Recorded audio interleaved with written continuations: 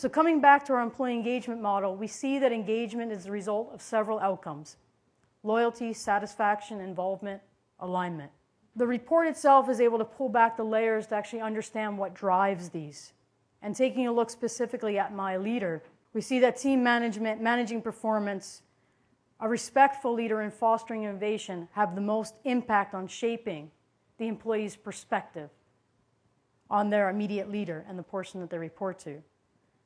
The most effective leaders have the skills that can support employees on all four of these dimensions. Team management is about instilling a sense of accountability for all members of the team and enabling effective collaboration. It's important that leaders are clear with roles and responsibilities within the team and that they recognize the accomplishments for all members of the team, providing opportunities for everyone, communicating the direction of change, and they also need to support at the individual level working through that change. In terms of managing performance, it's important to have a process that's used to help employees, but it also requires that the skills are there to both coach and mentor employees. Something that's often missed as well is that while you have a process, you need to be sure the performance reviews are meaningful. If you're not coaching your low performers, if they're not actually aware, you can be sure of this: your high performers are. Your high performers already know.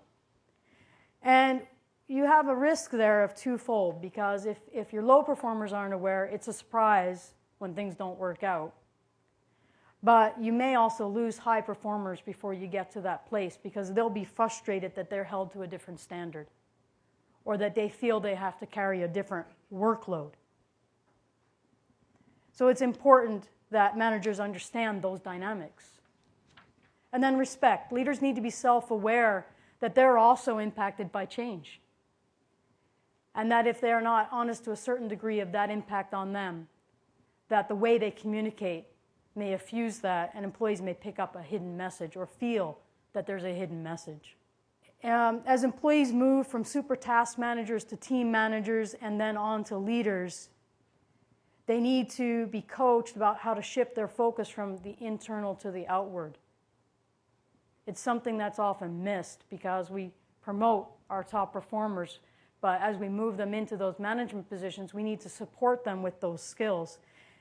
Leaders have to be able to help employees remove barriers to their performance at all times, but particularly during times of change.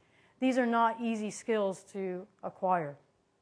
Leaders need to be effective facilitators, and they need to acknowledge the progress and sympathize with the challenges associated with change. And a respectful leader will promote open and honest dialogue, and they're the ones that actually can pull out of the resistors that positive resistance that can be used to help the organization. When we talk about fostering innovation, it's really important to know that this is more than a suggestion box. It has to be an attitude. Asking employees for input is not just nice to do. It's one of the most critical ways that organizations can learn to evolve smartly. Empowering employees to think like the owner of the business invites them to be invested in processes of change. And it makes change part of the culture of the organization and not just the shocks of major changes. Leader managers need to be open to new ideas and new ways of doing things.